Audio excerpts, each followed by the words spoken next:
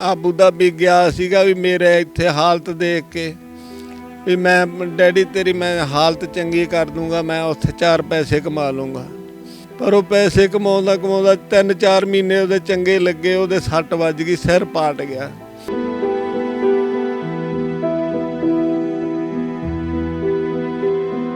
ਉਹ ਜਦੋਂ ਉਹਦਾ ਰਵਾਬ ਆ ਕੋਈ ਉਹਦਾ ਜਿਹੜਾ ਇੰਜੀਨੀਅਰ ਰਵਾਬ, ਉਹ ਕਹਿੰਦਾ ਵੀ ਜਾਂ ਤਾਂ ਕੰਮ ਕਰ ਤੇ ਜਾਂ ਇੱਥੋਂ ਤੂੰ ਉੱਠ ਜਾ। ਉੱਠ ਆਵੇ ਕਿਵੇਂ? ਉਹਦੇ ਨਾਂ ਤਾਂ ਹੁਣ ਪਾਸਪੋਰਟ ਦਿੰਦੇ ਆ।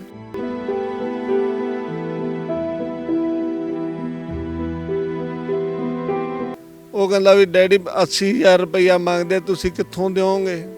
ਮੈਂ ਕਿਹਾ ਪੁੱਤ ਕੋਈ ਨਹੀਂ, ਵੀ ਜਿਵੇਂ ਮਰਜ਼ੀ ਹੋਵੇ, ਮੈਂ ਕਿਸੇ ਤੋਂ ਮੰਗ ਲੂੰਗਾ, ਕਿਸੇ ਤੋਂ ਕਰੂੰਗਾ, ਪਰ ਮੇਰੇ ਨਾ ਪੁੱਤ ਕੋਈ ਵੀ ਕੰਮ ਨਹੀਂ ਆਇਆ, ਮੇਰਾ ਕੁਛ ਵੀ ਕੰਮ ਨਹੀਂ ਆਇਆ, ਮੈਥੋਂ ਕਿਸੇ ਤੋਂ ਨਹੀਂ ਲਿਆ ਗਿਆ ਪੈਸਾ।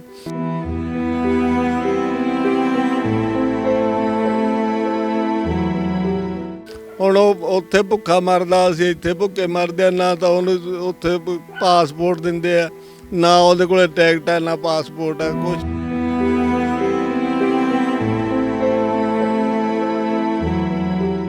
ਤੇ ਉਹ ਪੈਸੇ ਉਹਨੂੰ ਦਿੰਦੇ ਨਹੀਂਗੇ। 4 ਘੰਟੇ ਲਾਤੇ, 5 ਘੰਟੇ ਲਾਤੇ, ਪੈਸੇ ਮਿਲਦੇ ਨਹੀਂ। ਤੇ ਉਹ ਨਾ ਤਾਂ ਉੱਥੇ ਕਮਰੇ 'ਚ ਰਹਿਣ ਜੋਗਾ, ਨਾ ਉਹ ਕੰਮ ਕਰਨ ਜੋਗਾ। ਜਦੋਂ ਕੰਮ 'ਤੇ ਜਾਂਦਾ ਉਦੋਂ ਡਿੱਗ ਪੈਂਦਾ।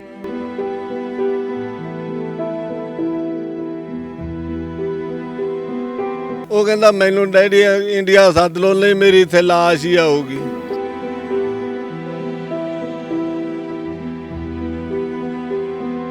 ਘਰ ਵੇਚ ਦਈਏ, ਘਰ ਦੀ ਸਾਡੇ ਦੀ ਉਹ ਰਜਿਸਟਰੀ ਹੈ ਨਹੀਂ, ਅਸੀਂ ਘਰ ਵੇਚ ਦਿੰਦੇ। ਸਾਨੂੰ ਕੀ ਘਰ ਤੋਂ ਅਸੀਂ ਕੀ ਲੈਣਾ ਸੀਗਾ ਪੁੱਤ, ਜਦੋਂ ਸਾਡਾ ਪੁੱਤ ਹੀ ਹੈ ਉੱਥੇ। ਮੈਂ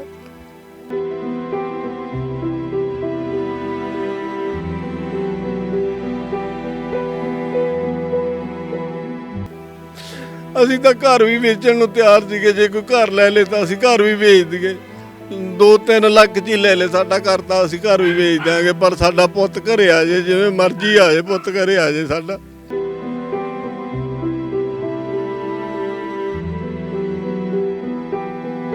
ਮੈਂ ਤਾਂ ਇਹ ਬੇਨਤੀ ਕਰਦਾ ਵੀ ਭਰਾਵੋ ਮੇਰੀ ਸੁਣ ਲਓ, ਮੇਰਾ ਪੁੱਤ ਨੇ ਕੋਈ ਲੱਖਾਂ ਰੁਪਈਆ ਨਹੀਂ ਲੈਣਾ, 80,000 ਰੁਪਈਆ ਉਹਦਾ ਰਵਾਬ ਦਾ ਦੇਣਾ, ਤੇ ਬਾਕੀ ਉਹ 500 ਰੁਪਈਏ ਦੀ 600 ਦੀ ਟਿਕਟ ਆ ਉਧਰਲੇ ਦੀ।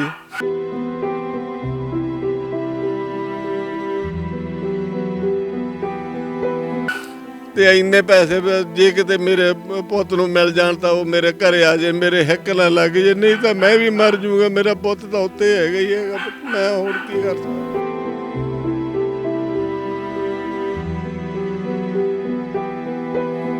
ਗੱਲ ਕਰਦੇ ਆ ਬੇਟੇ, ਪਹਿਲੋਂ ਜਿਵੇਂ ਗੱਲ ਕਰਦਾ ਸੀ ਉਵੇਂ ਨਹੀਂ ਕਰਦਾ, ਬਸ ਰੋਈ ਜਾਂਦਾ, ਕਹਿ ਦਿੰਦਾ ਮੰਮੀ ਮੈਨੂੰ ਜਲਦੀ ਸੱਦ ਲਓ, ਮੈਨੂੰ ਇੱਥੇ ਕੁਛ ਹੋ ਜਾਊਗਾ। ਮੰਮੀ ਪੁੱਤ ਸਾਰੇ ਥਾਂ ਭੱਜ ਆਈ ਆ, ਮੰਮੀ ਦਾ ਕਿਤੇ ਚਾਰਾ ਨਹੀਂ ਚੱਲਦਾ ਗਾ, ਕੋਈ ਨਹੀਂ ਮੇਰੀ ਬਾਂਹ ਫੜਦਾ ਗਾ, ਨਾ ਕਿਸੇ ਨੇ ਫੜੀ ਹੈ। ਮੈਂ ਬਹੁਤ ਥਾਂ ਭੱਜ ਲਈ ਆ।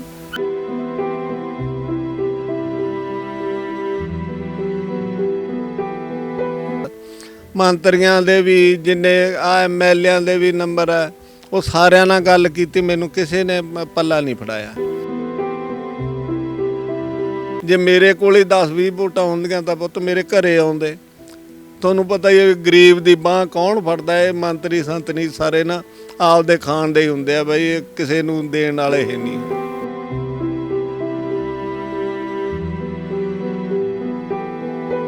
ਮੇਰੀ ਮੰਗ ਤਾਂ ਇਹੀ ਆ ਪੁੱਤ, ਮੇਰਾ ਪੁੱਤ ਨਾ ਕਿਹੜਾ ਮੇਰੇ ਕਾਲਜੇ ਨਾ ਲੱਗ ਜੇ, ਬਸ ਇਦੋਂ ਉੱਤੇ ਹੋਰ ਕੋਈ ਮੰਗ।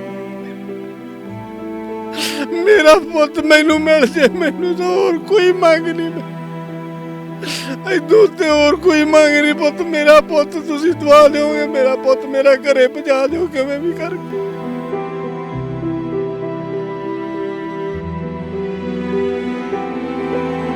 ਦੁਖੀ ਹੋਏ ਬੈਠੇ ਵੀ, ਜਾਂ ਤਾਂ ਸਾਨੂੰ ਵੀ ਪ੍ਰਮਾਤਮਾ ਇਦੋਂ ਤਾਂ ਮਾਰ ਹੀ ਦੇਵੇ, ਸਾਡੀ ਜਾਨ ਹੀ ਲੈ ਲੈ ਪ੍ਰਮਾਤਮਾ ਦਾ, ਤੋਂ ਆਹ ਦਿਨ ਨਹੀਂ ਚੱਲੇ ਜਾਂਦੇ।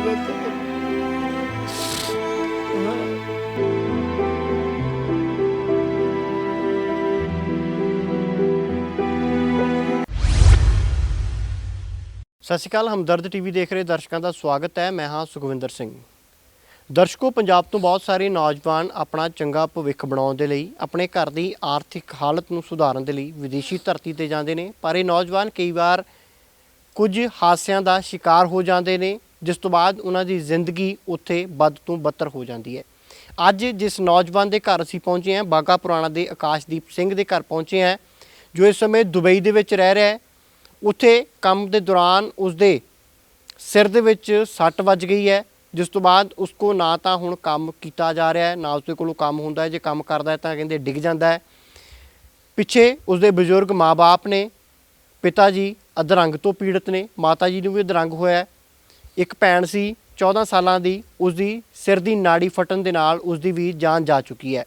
ਹੁਣ ਆਕਾਸ਼ ਭਾਰਤ ਆਉਣਾ ਚਾਹੁੰਦਾ ਹੈ, ਪੰਜਾਬ ਆ ਕੇ ਆਪਣੇ ਮਾਪਿਓ ਦੇ ਕੋਲ ਆਉਣਾ ਚਾਹੁੰਦਾ ਹੈ, ਪਰ ਉਸਦੀ ਕੰਪਨੀ ਦੇ ਵੱਲੋਂ ਉਸਦੇ ਕੋਲੋਂ 80,000 ਰੁਪਏ ਦੀ ਮੰਗ ਕੀਤੀ ਜਾ ਰਹੀ ਹੈ। ਜਦਕਿ ਆਕਾਸ਼ ਜਦੋਂ ਕੰਮ ਤੇ ਜਾਂਦਾ ਹੈ, ਸਿਰ ਦੀ ਸੱਟ ਕਾਰਨ ਉਸ ਕੋਲੋਂ ਕੰਮ ਨਹੀਂ ਕੀਤਾ ਜਾ ਰਿਹਾ ਹੈ। 1 ਘੰਟਾ 2 ਘੰਟੇ ਲਗਾਉਂਦਾ ਤਾਂ ਡਿੱਗ ਜਾਂਦਾ ਹੈ। ਫਿਰ ਉਸਦੇ ਸਾਥੀ ਉਸ ਨੂੰ ਚੱਕ ਕੇ ਕਮਰੇ ਦੇ ਵਿੱਚ ਪਹੁੰਚਾਉਂਦੇ ਨੇ, ਪਰ ਕੰਪਨੀ ਦੇ ਵੱਲੋਂ ਉਸ ਨੂੰ ਇਹ ਜਿਹੜੇ 1 ਜਾਂ 2 ਜਾਂ 3-4 ਘੰਟੇ ਜਿੰਨੇ ਵੀ ਆਕਾਸ਼ਦੀਪ ਦੇ ਕੋਲੋਂ ਕੰਮ ਕਰ ਹੁੰਦਾ ਹੈ, ਉਸਦੇ ਪੈਸੇ ਉਸ ਨੂੰ ਨਹੀਂ ਦਿੱਤੇ ਜਾਂਦੇ। ਸੋ ਹਾਲਤ ਗੰਭੀਰ ਹੈ।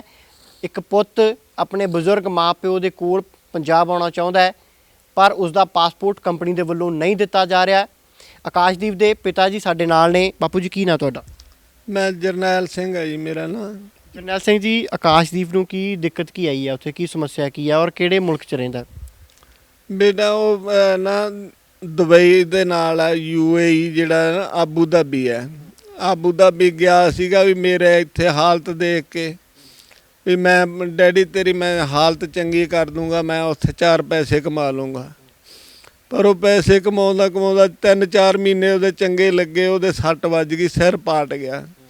ਉਹ ਸਿਰ ਪਾਟਣ ਦਾ ਹੁਣ ਉਹ ਤੋਂ ਕੰਮ ਨਹੀਂ ਹੁੰਦਾ ਸੀਗਾ ਬਾਅਦ 'ਚ। ਅਤੇ ਉਹ ਜਦੋਂ ਉਹਦਾ ਰਬਾਬ ਹੈ ਕੋਈ, ਉਹਦਾ ਜਿਹੜਾ ਇੰਜੀਨੀਅਰ ਰਬਾਬ, ਉਹ ਕਹਿੰਦਾ ਵੀ ਜਾਂ ਤਾਂ ਕੰਮ ਕਰ ਅਤੇ ਜਾਂ ਇੱਥੋਂ ਤੂੰ ਉੱਠ ਜਾ। ਆਵੇ ਕਿਵੇਂ? ਉਹਦੇ ਨਾਂ ਤਾਂ ਹੁਣ ਪਾਸਪੋਰਟ ਦਿੰਦੇ ਆ। ਜਦੋਂ ਮੈਂ ਉਹਦੇ ਨਾਲ ਗੱਲ ਕੀਤੀ, ਉਹ ਕਹਿੰਦਾ ਵੀ ਡੈਡੀ 80,000 ਰੁਪਈਆ ਮੰਗਦੇ, ਤੁਸੀਂ ਕਿੱਥੋਂ ਦਿਓਗੇ?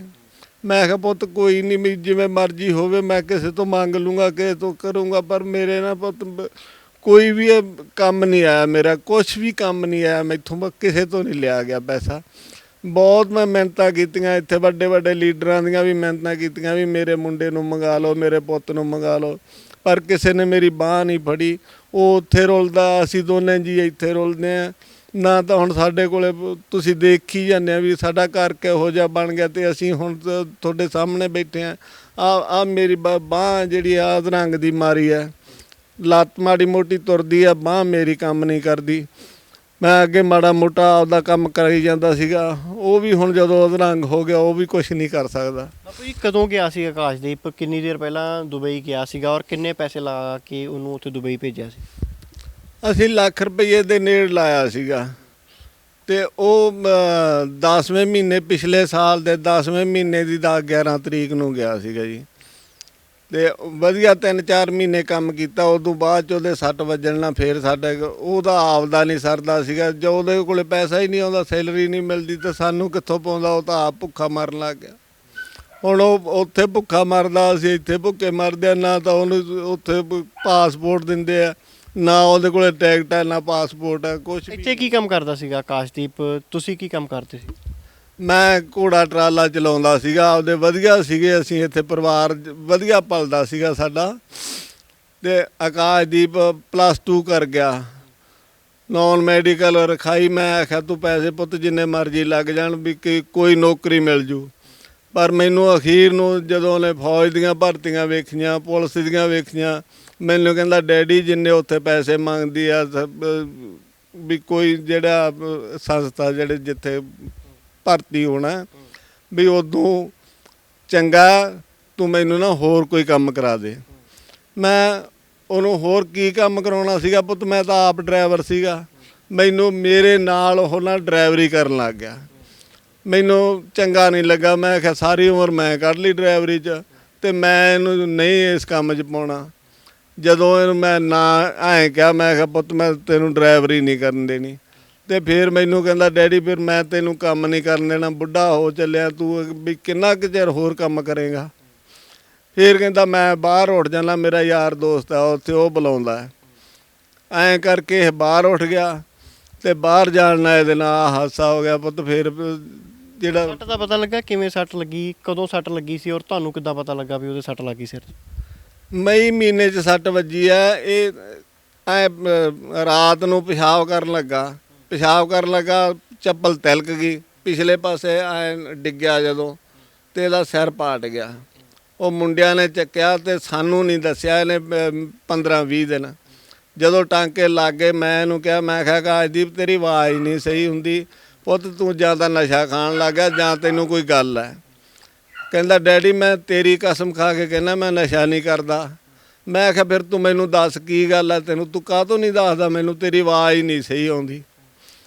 ਤੇ ਬਹੁਤ ਕਰਦਾ ਰਿਹਾ। ਮੈਂ ਅਖੀਰ ਨੂੰ ਮੈਂ ਇਹਨਾਂ ਦੇ ਮੁੰਡਿਆਂ ਦਾ ਨਾਲਦਿਆਂ ਦਾ ਨੰਬਰ ਲਿਆ। ਮੈਂ ਕਿਹਾ ਮੈਨੂੰ ਨਾਲ ਦੇ ਮੁੰਡਿਆਂ ਦਾ ਨੰਬਰ ਦੇ ਦੇ। ਉਹ ਮੈਂ ਦੂਜੇ ਤੀਜੇ ਦਿਨ ਨਾਲ ਦੇ ਮੁੰਡੇ ਦਾ ਨੰਬਰ ਲਾਇਆ ਤੇ ਉਹ ਕਹਿੰਦਾ ਕਿ ਅੰਕਲ ਜੀ ਵੀ ਇਹਦੇ ਸੱਟ ਵੱਜੀ ਸਿਰ 'ਚ ਤੇ ਦੱਸਦਾ ਨਹੀਂ ਤੁਹਾਨੂੰ। ਉਹਨਾਂ ਨੇ ਮੈਨੂੰ ਦੱਸਿਆ। ਫਿਰ ਮੁੜ ਕੇ ਇਹਨੇ ਕਾਜਦੀਪ ਨੇ ਦੱਸਿਆ, ਕਹਿੰਦਾ ਡੈਡੀ ਮੈਂ ਡਿੱਗ ਪਿਆ ਸੀਗਾ ਤੇ ਮੇਰਾ ਨਾ ਸਿਰ ਪਾਟ ਗਿਆ ਸੀਗਾ। ਸੱਟ ਲੱਗੀ ਹੁਣ ਕੰਮ ਤੇ ਫਿਰ ਨਹੀਂ ਜਾ ਪਾ ਰਿਹਾ ਜਾਂ ਕੰਮ ਤੇ ਜਾਂਦਾ, ਕੀ ਹਾਲਾਤ ਨੇ ਉਹਦੇ? ਕੰਮ ਤੇ ਜਾਂਦਾ ਜੀ, ਕੰਮ ਤੇ ਜਾ ਕੇ ਜਿਹੜਾ 2-4 ਘੰਟੇ ਲੱਗਦੇ ਆ ਜਦੋਂ ਡਿੱਗ ਪੈਂਦਾ, ਉਹ ਜਿਹੜੇ ਰਬਾਬ ਆ ਉਹ ਕਹਿੰਦੇ ਭੱਜ ਜਾ ਇੱਥੋਂ। ਉਹ ਦੂਜਿਆਂ ਨੂੰ ਕਹਿੰਦੇ ਇਹਨੂੰ ਉੱਥੇ ਕਮਰੇ 'ਚ ਛੱਡਿਆਓ, ਇੱਥੇ ਮਰ ਜੂਗਾ। ਤੇ ਉਹ ਪੈਸੇ ਉਹਨੂੰ ਦਿੰਦੇ ਨਹੀਂਗੇ। 4 ਘੰਟੇ ਲਾਤੇ, 5 ਘੰਟੇ ਲਾਤੇ, ਪੈਸੇ ਮਿਲਦੇ ਨਹੀਂ। ਤੇ ਉਹ ਨਾ ਤਾਂ ਉੱਥੇ ਕਮਰੇ 'ਚ ਰਹਿਣ ਜੋਗਾ, ਨਾ ਉਹ ਕੰਮ ਕਰਨ ਜੋਗਾ। ਜਦੋਂ ਕੰਮ ਤੇ ਜਾਂਦਾ ਉਦੋਂ ਡਿੱਗ ਪੈਂਦਾ। ਉਹ ਡਿੱਗੇ ਦੇ ਵੀ ਪੈਸੇ ਨਹੀਂ ਮਿਲਦੇ, ਜਿਹੜਾ ਕੰਮ ਕੀਤਾ ਉਹਦੇ ਵੀ ਪੈਸੇ ਨਹੀਂ ਮਿਲਦੇ। ਬਸ ਆਈ ਆ ਉੱਥੇ ਉਹ ਭੁੱਖਣ ਭਾਣਾ ਹੀ ਆ, ਰੋਂਦਾ ਹੀ ਉਹ ਰਹਿੰਦਾ, ਰੋਂਦੇ ਪੁੱਤ ਅਸੀਂ ਆ। ਕੀ ਕਹਿੰਦਾ ਆਕਾਸ਼ਦੀਪ ਤੁਹਾਨੂੰ, ਕੀ ਚਾਹੁੰਦਾ ਕੀ ਆ? ਉਹ ਕਹਿੰਦਾ ਮੈਨੂੰ ਡੈਡੀ ਇੰਡੀਆ ਸੱਦ ਲਓ, ਨਹੀਂ ਮੇਰੀ ਇੱਥੇ ਲਾਸ਼ ਹੀ ਆਊਗੀ। ਆਹੀ ਗੱਲ ਮੈਨੂੰ ਜਦੋਂ ਗੱਲ ਫੋਨ ਤੇ ਕਰਦਾ, ਮੈਨੂੰ ਕਹਿੰਦਾ ਡੈਡੀ ਮੈਂ ਇੱਥੇ ਮਰ ਜਾਊਂਗਾ, ਮੈਨੂੰ ਸੱਦ ਲਓ ਛੇਤੀ, ਇੰਡੀਆ ਸੱਦ ਲਓ। ਇਹਨਾਂ ਨੂੰ ਪੈਸੇ ਕਿਵੇਂ ਵੀ ਕਰਕੇ ਦੇ ਦਈਏ, ਆਪਾਂ ਘਰ ਵੇਚ ਦਈਏ। ਘਰ ਦੀ ਸਾਡੇ ਦੀ ਉਹ ਰਜਿਸਟਰੀ ਹੈ ਨਹੀਂ, ਅਸੀਂ ਘਰ ਵੇਚ ਦਿੰਦੇ। ਸਾਨੂੰ ਕੀ ਘਰ ਤੋਂ ਅਸੀਂ ਕੀ ਲੈਣਾ ਸੀਗਾ ਪੁੱਤ, ਜਦੋਂ ਸਾਡਾ ਪੁੱਤ ਹੀ ਹੈ ਉੱਥੇ ਮਰ। ਅਸੀਂ ਤਾਂ ਘਰ ਵੀ ਵੇਚਣ ਨੂੰ ਤਿਆਰ ਸੀਗੇ, ਜੇ ਕੋਈ ਘਰ ਲੈ ਲੇ ਤਾਂ ਅਸੀਂ ਘਰ ਵੀ ਵੇਚ ਦਈਏ। 2-3 ਲੱਖ 'ਚ ਹੀ ਲੈ ਲੇ ਸਾਡਾ ਘਰ ਤਾਂ ਅਸੀਂ ਘਰ ਵੀ ਵੇਚ ਦਿਆਂਗੇ, ਪਰ ਸਾਡਾ ਪੁੱਤ ਘਰੇ ਆ ਜੇ, ਜਿਵੇਂ ਮਰਜ਼ੀ ਆ ਜੇ ਪੁੱਤ ਘਰੇ ਆ ਜੇ ਸਾਡਾ। ਅਸੀਂ ਤਾਂ ਆਹੀ ਚਾਹੁੰਦੇ ਹਾਂ ਵੀ ਕੋਈ ਜੇ ਕੋਈ ਉਹ ਮੇਰੀ ਗੱਲ ਸੁਣਦਾ ਕੋਈ। ਬਹੁਤ ਲੋਕ ਪਏ ਆ, ਵੱਡੇ ਬਹੁਤ ਲੋਕ ਪਏ ਆ। ਮੈਂ ਤਾਂ ਇਹ ਬੇਨਤੀ ਕਰਦਾ ਵੀ ਭਰਾਵੋ ਮੇਰੀ ਸੁਣ ਲਓ। ਮੇਰਾ ਪੁੱਤ ਨੇ ਕੋਈ ਲੱਖਾਂ ਰੁਪਈਆ ਨਹੀਂ ਲੈਣਾ, 80,000 ਰੁਪਈਆ ਉਹਦਾ ਰਬਾਬ ਦਾ ਦੇਣਾ ਤੇ ਬਾਕੀ ਉਹ 500 ਰੁਪਈਏ ਦੀ 600 ਦੀ ਟਿਕਟ ਆ ਉੱਧਰਲੇ ਦੀ। ਤੇ ਇੰਨੇ ਪੈਸੇ ਜੇ ਕਿਤੇ ਮੇਰੇ ਪੁੱਤ ਨੂੰ ਮਿਲ ਜਾਣ ਤਾਂ ਉਹ ਮੇਰੇ ਘਰੇ ਆ ਜੇ, ਮੇਰੇ ਹਿੱਕ ਨਾ ਲੱਗ ਜੇ, ਨਹੀਂ ਤਾਂ ਮੈਂ ਵੀ ਮਰ ਜੂਗਾ। ਮੇਰਾ ਪੁੱਤ ਤਾਂ ਉੱਤੇ ਹੈਗਾ ਹੀ ਹੈਗਾ, ਮੈਂ ਹੋਰ ਕੀ ਕਰ ਸਕਦਾ। ਕਿੰਨੇ ਬੱਚੇ ਸੀ ਉਹ ਤੁਹਾਡੇ? 2 ਬੱਚੇ ਸੀਗੇ, ਇੱਕ ਗੁੱਡੀ ਸੀਗੀ 14 ਸਾਲ ਦੀ। ਉਹ ਘਰੇ ਵਿਚਾਰੀ ਦੀ ਦਿਮਾਗ ਦੀ ਨਾਲੀ ਫਟ ਗਈ। ਘਰੇ ਹੱਸਦੇ ਖੇਡਦੇ ਦੋਨੇ ਭੈਣ ਭਰਾ ਇੱਥੇ ਪਾਣੀ 'ਚ ਨਹਾਈ ਜਾਂਦੇ ਸੀ ਮੀਂਹ 'ਚ। ਹੱਸਦੇ ਖੇਡਦਿਆਂ ਦੇ ਉਹਦੇ ਦਿਮਾਗ ਦੀ ਨਾਲੀ ਫਟ ਗਈ। ਚੱਕ ਕੇ ਡਾਕਟਰ ਦੇ ਲੈ ਗਏ। ਦੂਜੇ ਦਿਨ ਉੱਥੋਂ ਵਿਚਾਰੀ ਦੀ ਡੈਥ ਹੋਈ। ਉਹ ਘਰੇ ਲਿਆਏ, ਮੈਂ ਗੱਡੀ ਲੈ ਕੇ ਗਿਆ ਸੀਗਾ। 3 ਦਿਨ ਘਰੇ ਪਈ ਰਹੀ। ਤੀਜੇ ਦਿਨ ਆ ਕੇ ਜਦੋਂ ਮੈਨੂੰ ਉਦੋਂ ਫੋਨ ਕੀਤਾ ਵੀ ਆਹ ਗੱਲ ਹੋ ਗਈ, ਤੂੰ ਉੱਥੋਂ ਮੁੜਿਆ। ਰਾਹ 'ਚੋਂ ਮੈਂ ਮੁੜਿਆ, ਉੱਥੋਂ ਆ ਕੇ ਵਿਚਾਰੀ ਦੀ ਚੌਥੇ ਦਿਨ ਆ ਕੇ ਮੈਂ ਉਹਦੀ ਲਾਸ਼ ਨੂੰ ਸੰਸਕਾਰ ਕੀਤਾ। 3 ਦਿਨ ਉਹ ਪਈ ਰਹੀ ਘਰੇ। ਮੈਂ ਤਾਂ ਪੁੱਤਨਾ ਦੁੱਖਾਂ ਦਾ ਮਾਰਿਆ ਪਿਆ, ਪਤਾ ਨਹੀਂ ਮੇਰੇ ਤੇ ਕੀ ਪ੍ਰਮਾਤਮਾ ਨੇ ਕਰੋਪੀ ਕੀਤੀ ਹੈ ਕੀ ਨਹੀਂ ਕੀਤੀ। ਮੈਂ ਤਾਂ ਕਿਸੇ ਦਾ ਮਾੜਾ ਵੀ ਨਹੀਂ ਕੀਤਾ ਸੀ ਕੁਛ। ਫਿਰ ਗੁਜ਼ਾਰਾ ਕਿਵੇਂ ਚੱਲਦਾ ਘਰ ਦਾ? ਆਕਾਸ਼ਦੀਪ ਤੋਂ ਬਹੁਤ ਸਾਰੀਆਂ ਆਸਾਂ ਸੀਗੀਆਂ। ਇੱਕ ਪੁੱਤ ਵਿਦੇਸ਼ ਗਿਆ ਵੀ ਮੈਂ ਆਪਣੇ ਪਿਤਾ ਦੀ ਡਰਾਈਵਰੀ, ਬਜ਼ੁਰਗ ਹੋ ਗਿਆ, ਮੈਂ ਉਹਨੂੰ ਡਰਾਈਵਰੀ ਲਾਈਨ ਤੋਂ ਹਟਾ ਕੇ ਘਰੇ ਬਿਠਾਵਾਂ, ਮੈਂ ਉਹਨਾਂ ਦੀ ਸੇਵਾ ਕਰਾਂ, ਉਹਨਾਂ ਨੂੰ ਬਾਹਰ ਜਾ ਕੇ ਕਮਾਈ ਕਰਾਂ, ਆਪਣੇ ਮਾਂ ਅਤੇ ਪਿਓ ਦੀ ਜ਼ਿੰਦਗੀ ਨੂੰ ਬਿਹਤਰ ਬਣਾਵਾਂ, ਘਰ ਦੀ ਆਰਥਿਕ ਹਾਲਤ ਨੂੰ ਸੁਧਾਰਾਂ, ਤੰਗੀਆਂ ਤਰੁੱਟੀਆਂ ਨੂੰ ਖਤਮ ਕਰਾਂ। ਪਰ ਉਹ ਖੁਦ ਉੱਥੇ ਜਾ ਕੇ ਜਿਹੇ ਹਾਦਸੇ ਦਾ ਸ਼ਿਕਾਰ ਹੁੰਦਾ ਹੈ ਵੀ ਉਹ ਆਪ ਵੱਜਲ ਹੋ ਕੇ ਕਮਰੇ ਦੇ ਵਿੱਚ ਬੈਠ ਜਾਂਦਾ ਹੈ। ਨਾ ਉਸਦੀ ਕੋਈ ਦਵਾਈ ਦਾਰੂ ਦਾ ਉੱਥੇ ਕੋਈ ਪ੍ਰਬੰਧ ਹੈ, ਨਾ ਕੋਈ ਉਸਦੀ ਮਦਦ ਕਰਨ ਵਾਲਾ ਹੈ। ਇੱਥੋਂ ਤੱਕ ਕਿ ਜੇ ਕੋਈ ਉਹ ਕੰਮ 'ਤੇ ਜਾਂਦਾ, 1-2 ਘੰਟੇ ਲਗਾ ਕੇ ਕੰਮ ਕਰਦਾ ਹੈ ਤਾਂ ਉਸਦੇ ਵੀ ਪੈਸੇ ਉਸ ਨੂੰ ਨਹੀਂ ਦਿੱਤੇ ਜਾ ਰਹੇ। ਉਲਟਾ ਇੰਡੀਆ ਆਉਣ ਦੇ ਲਈ ਉਸ ਤੋਂ 80,000 ਰੁਪਏ ਦੀ ਮੰਗ ਕੀਤੀ ਜਾ ਰਹੀ ਹੈ। ਵੱਡੀ ਰਕਮ ਹੈ। ਸੋ ਨੌਜਵਾਨ ਦੀ ਜ਼ਿੰਦਗੀ ਦਾਅ 'ਤੇ ਲੱਗੀ ਹੋਈ ਹੈ। ਇੱਧਰ ਬਜ਼ੁਰਗ ਮਾਤਾ ਪਿਤਾ ਨੇ। ਬਾਪੂ ਜੀ ਤੁਹਾਨੂੰ ਕੀ ਹੋਇਆ ਸੀਗਾ? ਇਹ ਤੁਹਾਨੂੰ ਕਿਵੇਂ ਦਿੱਕਤ ਆਈ? ਮੈਂ ਬਹੁਤ ਚੰਗਾ ਭਲਾ ਸੀਗਾ, ਰੋਟੀ ਖਾਣ ਲੱਗਾ ਸੀਗਾ। ਇਹ ਪਕਾਈ ਜਾਂਦੀ ਸੀ ਰੋਟੀ, ਮੈਨੂੰ ਕਹਿੰਦੀ ਇੱਥੇ ਆ ਕੇ ਗਰਮ ਗਰਮ ਰੋਟੀ ਖਾ ਲਾ। ਮੂਲੀ ਛਿੱਲੀ ਜਾਂਦਾ ਤੇ ਮੇਰੇ ਹੱਥ 'ਚੋਂ ਨਾ ਕਰਦ ਡਿੱਗ ਪਈ। ਮੈਂ ਕਿਹਾ ਦਲਜੀਤ ਮੇਰੇ ਹੱਥ 'ਚੋਂ ਕਰਦ ਡਿੱਗ ਪਈ, ਮੈਨੂੰ ਪਤਾ ਨਹੀਂ ਕੀ ਹੋਈ ਜਾਂਦਾ ਹੈ। ਜਦੋਂ ਇਹਨੇ ਮੇਰੇ ਮੂੰਹ ਵੱਲ ਵੇਖਿਆ ਤਾਂ ਮੂੰਹ ਘੁੰਮ ਗਿਆ, ਇੱਧਰ ਨੂੰ ਮੁੜ ਗਿਆ। ਮੈਨੂੰ ਪੈ ਗਿਆ ਅਧਰੰਗ ਦਾ ਦੌਰਾ। ਇਹ ਭੱਜੀ ਆ ਗੁਆਂਢੀਆਂ ਦੇ ਮੁੰਡੇ ਨੂੰ ਲੈ ਕੇ ਤੇ ਮੈਨੂੰ ਮੋਟਰਸਾਈਕਲ ਤੇ ਚੱਕ ਕੇ ਲੈ ਗਏ। ਉੱਥੋਂ ਮੈਨੂੰ ਇਹਨਾਂ ਨੇ ਚਲੋ ਡਾਕਟਰ ਦੇ ਲੈ ਗਏ, ਰਾਤ ਉੱਥੇ ਰੱਖਿਆ। ਦੂਜੇ ਦਿਨ ਡਾਕਟਰ ਕਹਿੰਦਾ ਵੀ ਠੀਕ ਹੈ, ਮਾੜਾ ਮੋਟਾ ਵੀ ਮੈਂ ਤੁਹਾਨੂੰ ਸ਼ਾਮ ਨੂੰ ਛੱਡ ਦੂੰਗਾ। ਤੇ ਉਹਨੇ ਆਪਦਾ ਟਰੀਟਮੈਂਟ ਕੀਤੀ ਆ, ਸਾਰਾ ਕੁਛ ਕਰਕੇ ਤੇ ਅਸੀਂ ਤੀਜੇ ਚੌਥੇ ਦਿਨ ਦਵਾਈ ਲੈਣ ਜਾਂਦੇ ਸੀਗੇ, ਲੈ ਕੇ ਆਉਂਦੇ ਸੀਗੇ, ਵਧੀਆ ਹੋ ਗਿਆ। ਪਰ ਮੇਰੇ ਨਾ ਤਾਂ ਬਾਂਹ ਕੰਮ ਕਰਦੀ ਆ, ਨਾ ਉਵੇਂ ਲੱਤ ਕੰਮ ਕਰਦੀ ਆ, ਤੁਰਿਆ ਨਹੀਂ ਮੈਥੋਂ ਜਾਂਦਾ। ਅਧਰੰਗ ਹੋਣ ਤੋਂ ਬਾਅਦ 'ਚ ਜਦੋਂ ਮੈਂ ਤੁਰਨ ਲੱਗ ਗਿਆ, ਬਸ ਉਹ ਜੇ ਪ੍ਰਮਾਤਮਾ ਨੇ ਅਜੇ ਕੰਮ ਹੋਰ ਕਰਨਾ ਸੀਗਾ। ਜਿਹੜਾ ਤਾਰ ਟੁੱਟ ਗਈ ਆਪਣੀ ਬਿਜਲੀ ਵਾਲੀ, ਮੈਂ ਇਹਦੇ ਨਾਲ ਗਿਆ। ਮੈਂ ਕਿਹਾ ਚੱਲ ਤੂੰ ਜੋੜ ਲਾ ਤਾਰ ਤੇ ਮੈਂ ਤੇਰੇ ਨਾਲ ਚੱਲਦਾ। ਬਸ ਆਉਂਦੇ ਆਉਂਦੇ ਨੂੰ ਉੱਥੇ ਅਟੈਕ ਦਾ ਦੌਰਾ ਪੈ ਗਿਆ, ਰਾਹ 'ਚ ਡਿੱਗ ਪਿਆ। ਉੱਥੇ ਮੁੰਡੇ ਆਏ ਬਾਹਰੋਂ, ਉਹਨਾਂ ਨੂੰ ਇਹਨੇ ਚੀਕਾਂ ਚੂਕਾਂ ਮਾਰ ਕੇ ਕਹਿੰਦੀ ਮੇਰੇ ਵੀ ਘਰ ਵਾਲਾ ਡਿੱਗ ਪਿਆ, ਮਰ ਗਿਆ, ਐਂ ਹੋ ਗਿਆ। ਉੱਥੋਂ ਮੈਨੂੰ ਚੱਕ ਕੇ ਲਿਆਏ, ਮੈਨੂੰ ਕੋਈ ਪਤਾ ਨਹੀਂ ਕਿਵੇਂ ਲਿਆਏ ਕਿਵੇਂ ਨਹੀਂ ਲਿਆਏ। ਮਤਲਬ ਤੁਹਾਡੇ ਵੀ ਮੈਂ ਦੇਖ ਰਿਹਾ ਸੀਗਾ ਹੱਥ ਦੇ ਵਿੱਚ ਪ੍ਰੋਬਲਮ ਸੀ, ਤੁਹਾਨੂੰ ਕੀ ਦਿੱਕਤ ਹੋਈ? ਮੈਨੂੰ ਵੀ ਅਧਰੰਗ ਹੀ ਹੋਇਆ ਬੇਟੇ, ਅਧਰੰਗ ਹੋ ਗਿਆ। ਬਸ ਸੋਚੀ ਜਾਂਦੀ ਸੀ ਵੀ ਘਰ ਦਾ ਕੀ ਬਣੂਗਾ, ਕੀ ਹਾਲਾਤ ਹੋ ਗਿਆ ਮੇਰੇ, ਵੀ ਪ੍ਰਮਾਤਮਾ ਮੈਥੋਂ ਕਿੰਨੇ ਕੁ ਇਮਤਿਹਾਨ ਲੈਣਾ ਚਾਹੁੰਦਾ। ਬੈਠੀ ਬੈਠੀ ਨੂੰ ਭੀੜ ਨਿਕਲੀ ਹੱਥ 'ਚੋਂ, ਅਧਰੰਗ ਹੋ ਗਿਆ। ਬੇਟੇ ਵੱਲ ਸੋਚਦੀ ਹਾਂ ਤਾਂ ਨਹੀਂ ਕੁਛ ਬਣਦਾ, ਜੇ ਘਰੇ ਬਹਿੰਦੀ ਹਾਂ ਤਾਂ ਨਹੀਂ ਬਣਦਾ। ਬੇਟੇ ਨਾਲ ਆਕਾਸ਼ਦੀਪ ਦੇ ਨਾਲ ਗੱਲ ਹੁੰਦੀ ਹੈ ਫੋਨ ਦੇ ਉੱਤੇ? ਫੋਨ ਆਉਂਦਾ ਉਹਦਾ ਜਾਂ ਤੁਸੀਂ ਕਰਦੇ ਹੋ ਗੱਲ? ਕਰਦੇ ਆ ਬੇਟੇ, ਪਹਿਲੋਂ ਜਿਵੇਂ ਗੱਲ ਕਰਦਾ ਸੀ ਉਵੇਂ ਨਹੀਂ ਕਰਦਾ। ਬਸ ਰੋਈ ਜਾਂਦਾ, ਕਹਿ ਦਿੰਦਾ ਮੰਮੀ ਮੈਨੂੰ ਜਲਦੀ ਸੱਦ ਲਓ, ਮੈਨੂੰ ਇੱਥੇ ਕੁਛ ਹੋ ਜਾਊਗਾ। ਮੰਮੀ ਪੁੱਤ ਸਾਰੇ ਥਾਂ ਭੱਜ ਆਈ ਆ, ਮੰਮੀ ਦਾ ਕਿਤੇ ਚਾਰਾ ਨਹੀਂ ਚੱਲਦਾ ਗਾ।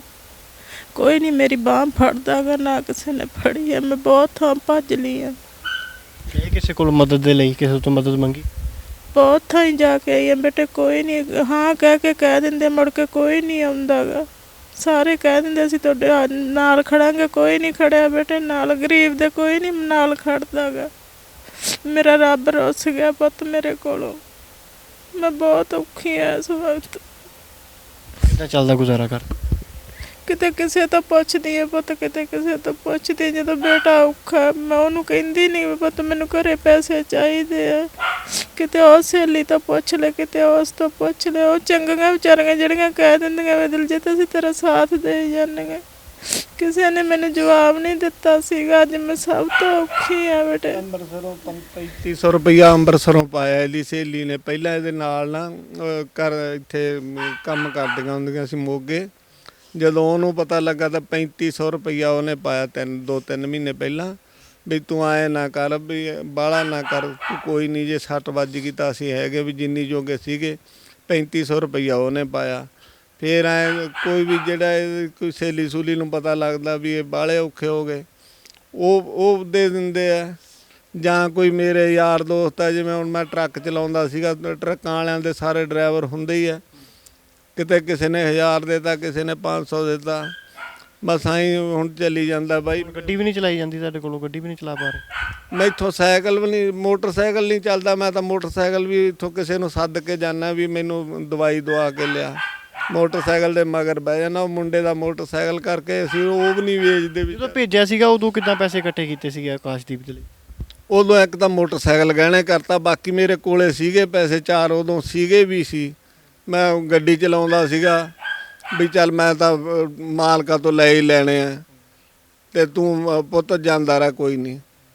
ਉਹਨੂੰ ਐਂ ਕਰਕੇ ਜਿਹੜੇ ਸੀਗੇ ਜੇ ਘਰੇ ਸੀਗੇ ਜਿੰਨੇ ਉਹ ਵੀ ਦੇਤੇ ਤੇ ਥੋੜ੍ਹੇ ਜਿਹੇ ਘੱਟਦੇ ਸੀਗੇ। 17000 ਰੁਪਈਏ 'ਚ ਉਹ ਮੋਟਰਸਾਈਕਲ ਗਹਿਣੇ ਕਰਤਾ, ਉਹ ਵੀ ਪੂਰੇ ਕਰਤੇ। 2000 ਰੁਪਈਆ ਇੱਥੇ ਕਾਲੇ ਕੀਆਂ ਮੇਰਾ ਯਾਰ ਦੋਸਤ ਉਹ ਤੋਂ ਲੈ ਕੇ ਆਂਦਾ। ਮੈਂ ਕਿਹਾ ਯਾਰ 2000 ਰੁਪਈਆ ਘੱਟ ਗਿਆ, ਵੀ ਆਕਾਸ਼ਦੀਪ ਨੂੰ ਮੈਂ ਬਾਹਰ ਘੱਲਣਾ। ਉਹ ਕਹਿੰਦਾ ਬਾਈ ਤੂੰ ਮੈਨੂੰ ਪੈਸੇ ਨਾ ਦੇਈਂ ਤੇ ਤੂੰ ਆਕਾਸ਼ਦੀਪ ਨੂੰ ਬਾਹਰ ਘੱਲ, ਕੋਈ ਨਹੀਂ ਮੈਨੂੰ ਪੈਸੇ ਨਾ ਦੇਈਂ, ਤੂੰ 2000 ਰੁਪਈਆ ਲੈ ਜਾ।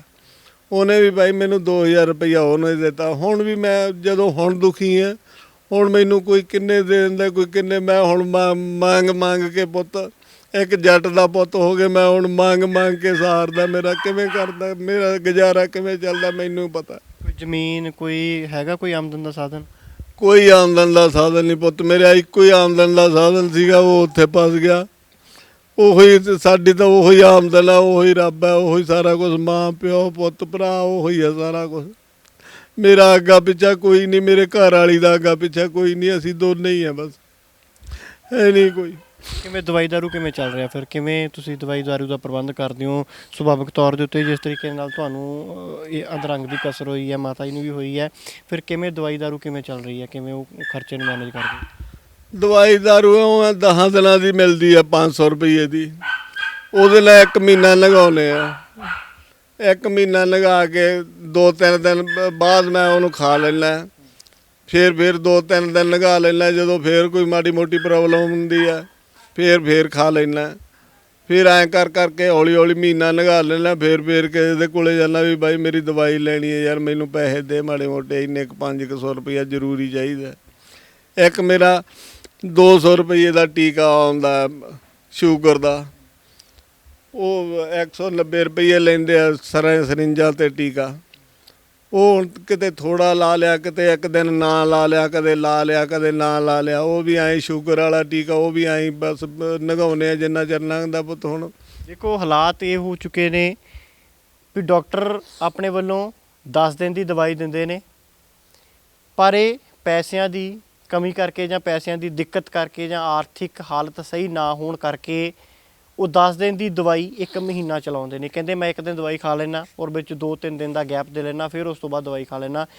ਤੁਸੀਂ ਅੰਦਾਜ਼ਾ ਲਗਾ ਸਕਦੇ ਹੋ ਵੀ ਹਾਲਾਤ ਕਿਸ ਤਰੀਕੇ ਦੇ ਨਾਲ ਬੱਤਰ ਬਣੇ ਹੋਏ ਨੇ ਕਿ ਡਾਕਟਰ ਕਹਿੰਦਾ ਵੀ ਰੋਜ਼ ਦਵਾਈ ਖਾਣੀ ਹੈ ਜਾਂ ਦਿਹਾੜੀ ਦੇ ਵਿੱਚ 2-3 ਵਾਰ ਦਵਾਈ ਖਾਣੀ ਹੈ, ਪਰ ਬਜ਼ੁਰਗ ਆਪਣਾ ਜਿਹੜੀ ਮਾਲੀ ਹਾਲਤ ਹੈ ਉਹਦੇ ਵਿੱਚ ਇੱਕ ਪਰੇਸ਼ਾਨੀ ਆਉਣ ਦੇ ਕਾਰਨ ਉਸ ਦਵਾਈ ਨੂੰ 10 ਦਿਨ ਦੀ ਦਵਾਈ ਨੂੰ 1 ਮਹੀਨਾ ਚਲਾ ਰਹੇ ਨੇ। ਫਿਰ ਤੁਸੀਂ ਇਸ ਦਾ ਵੀ ਅੰਦਾਜ਼ਾ ਲਗਾ ਸਕਦੇ ਹੋ ਵੀ ਉਹ ਦਵਾਈ ਇਹਨਾਂ ਦੇ ਉੱਤੇ ਅਸਰ ਕਿੰਨਾ ਕੁ ਕਰਦੀ ਹੋਊਗੀ।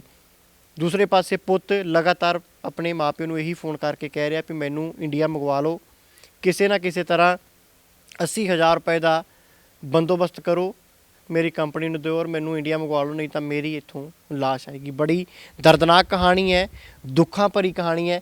ਮਾਤਾ ਜੀ, ਜਦੋਂ ਆਕਾਸ਼ ਦੇ ਸੱਟ ਲੱਗ ਗਈ, ਸਾਰੇ ਹਾਲਾਤ ਬਣ ਗਏ, ਪਹਿਲਾਂ ਹਾਲਾਤ ਸੀਗੇ ਠੀਕ ਸੀਗੇ ਪਰਿਵਾਰ ਦੇ? ਠੀਕ ਸੀ ਬੇਟੇ, ਵਧੀਆ ਅਸੀਂ ਰੋਟੀ ਪਾਣੀ ਖਾਂਦੇ ਸੀਗੇ। ਜਦੋਂ ਆਕਾਸ਼ ਦੇ ਸੱਟ ਵੱਜ ਗਈ, ਪਹਿਲੋਂ ਆਪ ਪੈ ਗਏ, ਬਾਅਦ 'ਚ ਆਕਾਸ਼ ਦੇ ਸੱਟ ਵੱਜ ਗਈ, ਰੋਟੀ ਪਾਣੀ ਵਧੀਆ ਚੱਲੀ ਜਾਂਦਾ ਸੀ ਬੇਟੇ। ਇੰਨਾ ਨਹੀਂ ਸੀਗਾ ਵੀ ਜੋੜ ਲਗੇ ਅਸੀਂ, ਮੈਨੂੰ ਤਾਂ ਐਂ ਸੀ ਵੀ ਉਹਦੇ ਡੈਡੀ ਦਾ ਇਲਾਜ ਹੋਈ ਜਾਂਦਾ, ਇਲਾਜ ਕਰਵਾਈ ਜਾਂਦਾ ਸੀ।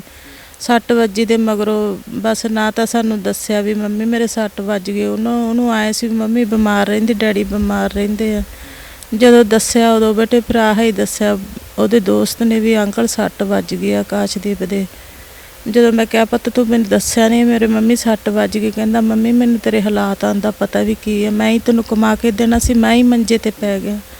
ਬਸ ਉੱਥੋਂ ਬੇਟੇ ਉਹਨਾਂ ਨੇ ਕੁਛ ਨਹੀਂ ਦਿੱਤਾ ਗਾ, ਕਿਤੇ ਦਿਹਾੜੀ ਲੱਗ ਜੇ ਕਿਤੇ ਨਾ ਲੱਗ ਜੇ, ਇਲਾਜ ਨਹੀਂ ਹੋਇਆ ਉਹਦਾ, ਮੈਡੀਕਲ ਵੀ ਨਹੀਂ ਬਣਾਇਆ। ਮੈਡੀਕਲ ਬਣਾ ਲੈਂਦੇ ਚੱਲ ਉਹ ਉੱਤਰ ਤੰਦਰੁਸਤ ਹੋ ਜਾਂਦਾ, ਉਹਦਾ ਇਲਾਜ ਕਰਾਉਂਦੇ, ਇਲਾਜ ਵੀ ਨਹੀਂ ਕਰਾਇਆ, ਮੈਡੀਕਲ ਵੀ ਨਹੀਂ ਕਰਾਇਆ ਉਹਦਾ। ਬਸ ਜਦੋਂ ਆਕਾਸ਼ਦੀਪ ਇੱਥੋਂ ਗਿਆ ਸੀ ਕਿਹੜੇ ਵੀਜ਼ੇ ਤੇ ਗਿਆ ਸੀਗਾ, ਕੀ ਗੱਲ ਕੀਤੀ ਸੀ ਏਜੰਟ ਨੇ ਤੁਹਾਡੇ ਨਾਲ? ਏਜੰਟ ਨੇ ਨਹੀਂ, ਇਹਦਾ ਯਾਰ ਦੋਸਤ ਨੇ ਭੇਜਿਆ ਸੀਗਾ ਵਿਜ਼ਟਰ ਵੀਜ਼ਾ, ਜਿਹੜਾ ਉਹ ਘੁੰਮਣ ਫਿਰਨ ਵਾਲਾ। ਉਹ ਕਹਿੰਦਾ ਕਿਰਾ ਮੈਂ ਉਸ ਵੀਜ਼ੇ ਤੇ ਸੱਦ ਲੈਣਾ ਤੇ ਮੁੜ ਕੇ ਤੈਨੂੰ ਇੱਥੋਂ ਵਰਕ ਪਰਮਿਟ ਦਵਾ ਦੂੰਗਾ। ਉੱਥੇ ਜਾ ਕੇ ਇਹਨੇ ਵਰਕ ਪਰਮਿਟ ਦਵਾਇਆ ਤੇ ਉਹ ਵਰਕ ਪਰਮਿਟ ਤੇ ਫੇਰ ਕੰਮ ਕਰਨ ਲੱਗਾ। ਸਾਨੂੰ ਇੱਥੋਂ ਤਾਂ ਉਹ ਇਕੱਲੇ ਜਿਹੜਾ ਆਪਣਾ ਟੂਰਿਸਟ ਵੀਜ਼ੇ ਤੇ ਗਿਆ। ਹਾਂਜੀ, ਤੇ ਹੁਣ ਕਮਾਈ ਦਾ ਜਿਸ ਪ੍ਰਕਾਰ ਕੋਈ ਸਾਧਨ ਨਹੀਂ ਹੈ, ਪਰਿਵਾਰ ਤੁਸੀਂ ਖੁਦ ਬਿਮਾਰ ਹੋ, ਮਾਤਾ ਜੀ ਬਿਮਾਰ ਨੇ, ਬੇਟੀ ਦੀ ਪਹਿਲਾਂ ਡੈਥ ਹੋ ਚੁੱਕੀ, ਤੁਸੀਂ ਬਹੁਤ ਸਾਰੇ ਲੋਕਾਂ ਦੇ ਕੋਲ, ਪ੍ਰਸ਼ਾਸਨਿਕ ਅਧਿਕਾਰੀਆਂ ਦੇ ਕੋਲ, ਮੰਤਰੀਆਂ ਦੇ ਕੋਲ, ਜਿਹੜੇ ਰਾਜਨੀਤਿਕ ਆਗੂ ਨੇ ਉਹਨਾਂ ਦੇ ਕੋਲ ਗਏ ਆ ਮਦਦ ਦੇ ਲਈ? ਜਾਇਆ ਮੈਥੋਂ ਕਿਤੇ ਨਹੀਂ ਜਾਂਦਾ ਬੇਟਾ, ਤੁਰਿਆ ਤਾਂ ਮੈਥੋਂ ਜਾਂਦਾ ਨਹੀਂ। ਮੈਥੋਂ ਫੋਨ ਮੈਂ ਹਰ ਇੱਕ ਨੂੰ ਕੀਤੇ ਆ, ਮਿਹਨਤ ਮੈਂ ਬਹੁਤ ਸਾਰਿਆਂ ਦੀ ਕੀਤੀ ਹੈ, ਜਿੰਨਿਆਂ ਤੋਂ ਮੈਂ ਕਿਸੇ ਤੋਂ ਨੰਬਰ ਵੀ ਲੈ ਲੈਂਦਾ ਸੀਗਾ ਜਿਹਦਾ ਹੈ ਨਹੀਂ ਸੀ ਨੰਬਰ। ਮੰਤਰੀਆਂ ਦੇ ਵੀ, ਜਿੰਨੇ MLA ਦੇ ਵੀ ਨੰਬਰ ਹੈ, ਉਹ ਸਾਰਿਆਂ ਨਾਲ ਗੱਲ ਕੀਤੀ, ਮੈਨੂੰ ਕਿਸੇ ਨੇ ਪੱਲਾ ਨਹੀਂ ਫੜਾਇਆ, ਕੋਈ ਵੀ ਪੱਲਾ ਨਹੀਂ ਫੜਾ ਕੇ ਰਾਜੀ ਵੀ ਇਹਨੂੰ ਚਲੋ ਕੀ ਇਹਦੇ ਕੋਲੇ ਵੋਟ ਹੈ ਨਹੀਂ। ਅਸੀਂ 3 ਵੋਟਾਂ ਨੂੰ ਕੌਣ ਅੱਜ ਕੱਲ੍ਹ ਮੰਨਦਾ? ਜੇ ਮੇਰੇ ਕੋਲ 10-20 ਵੋਟਾਂ ਹੁੰਦੀਆਂ ਤਾਂ ਪੁੱਤ ਮੇਰੇ ਘਰੇ ਆਉਂਦੇ। ਤੁਹਾਨੂੰ ਪਤਾ ਹੀ ਹੈ ਗਰੀਬ ਦੀ ਬਾਂਹ ਕੌਣ ਫੜਦਾ? ਇਹ ਮੰਤਰੀ ਸੰਤਰੀ ਸਾਰੇ ਨਾ ਆਪਦੇ ਖਾਣ ਦੇ ਹੀ ਹੁੰਦੇ ਆ ਬਈ, ਕਿਸੇ ਨੂੰ ਦੇਣ ਵਾਲੇ ਹੈ ਨਹੀਂ, ਕਿਸੇ ਦੀ ਬਾਂਹ ਨਹੀਂ ਫੜਦਾ। ਰਾਸ਼ਨ ਪਾਣੀ ਦਾ ਅਰੇਂਜਮੈਂਟ ਕਿਵੇਂ ਹੁੰਦਾ ਫਿਰ? ਰਾਸ਼ਨ ਪਾਣੀ ਆਈ ਆ ਬਸ, ਜਿਵੇਂ ਹੁਣ ਤੁਸੀਂ ਆ ਗਏ, ਤੁਸੀਂ ਵੇਖ ਕੇ ਦੇ ਗਏ ਵੀ ਆਹ ਰਾਸ਼ਨ ਹੈ ਨਹੀਂ ਤੁਹਾਡੇ ਘਰੇ, ਆ ਅਸੀਂ ਦੇ ਕੇ ਜਾਂਦੇ ਆ। ਜਿਹੜਾ ਕੋਈ ਇੱਥੇ ਮੇਰਾ ਪਤਾ ਲੈਣ ਆਉਂਦਾ ਉਹਨੂੰ ਪਤਾ ਲੱਗ ਜਾਂਦਾ ਵੀ ਇਹਦੇ ਘਰੇ ਅੱਜ ਆ ਹੈ ਨਹੀਂ, ਉਹ ਦੇ ਜਾਂਦਾ। ਹੁਣ ਇੱਥੇ ਦੁਕਾਨ ਤੇ ਆ 5-6 ਹਜ਼ਾਰ ਰੁਪਈਆ ਸੌਦਾ ਉਹਦਾ ਬਣਿਆ ਪਿਆ 5-6 ਹਜ਼ਾਰ ਰੁਪਈਆ, ਉਹਨੂੰ ਵੀ ਐਂ ਕਹੀ ਜਾਂਦੇ ਕੋਈ ਨਹੀਂ ਬਾਈ ਦੇਵਾਂਗੇ। ਉਹਦੇ ਕੋਲੇ ਵੀ ਹੁਣ ਗਏ ਨਹੀਂ ਗੇ, ਸ਼ਰਮ ਦੇ ਮਾਰੇ ਵੀ ਇੰਨੇ ਦਿਨ ਹੋ ਗਏ, ਹੁਣ ਉਹਦੇ ਕੋਲੇ ਵੀ ਕਿਵੇਂ ਜਾਈਏ। ਬਸ ਐਂ ਚੱਲੀ ਜਾਂਦਾ ਪੁੱਤ, ਹੋਰ ਸਾਡਾ ਕੋਈ ਹੈ ਨਹੀਂ ਗਾ ਵੀ ਐਂ ਅਸੀਂ ਸੁਬਾਹ ਖਾ ਲਾਂਗੇ ਜਾਂ ਸ਼ਾਮ ਨੂੰ ਖਾ ਲਾਂਗੇ। ਜੇ ਹੁਣ ਇੱਕ ਦਿਨ ਦਾਲ ਸਬਜ਼ੀ ਬਣਾਈ ਆ ਉਹ 4-4 ਦਿਨ ਥੋੜੀ ਲਾ ਕੇ ਚਲੋ ਗੁਜ਼ਾਰਾ ਹੀ ਕਰਨਾ, ਜਿਵੇਂ ਕਰਨਾ, ਪੇਟ ਤਾਂ ਭਰਨਾ ਹੀ ਮਾੜਾ ਮੋਟਾ। ਭੈਣ ਭਰਾ ਤੁਹਾਡਾ ਰਿਸ਼ਤੇਦਾਰ ਕੋਈ ਹੈ, ਕੋਈ ਮਦਦ ਵਾਲਾ ਕੋਈ ਅੱਗੇ ਆਉਂਦਾ ਕਦੀ? ਕੋਈ ਨਹੀਂ, ਕੋਈ ਵੀ ਨਹੀਂ ਆਉਂਦਾ। ਭੈਣ ਭਰਾ ਤਾਂ ਸਾਰੇ ਰਿਸ਼ਤੇ ਤੋੜ ਗਏ ਉੱਦਾਂ ਹੀ, ਜਿੱਦਾਂ ਮੇਰੇ ਨਾਲ ਆਪਦਾ ਮੈਨੂੰ ਤਾਂ ਅਟੈਕ ਹੋ ਗਿਆ ਉੱਦਾਂ ਹੀ ਸਾਰਿਆਂ ਨੇ ਰਿਸ਼ਤੇ ਤੋੜਤੇ ਉੱਦਾਂ ਹੀ।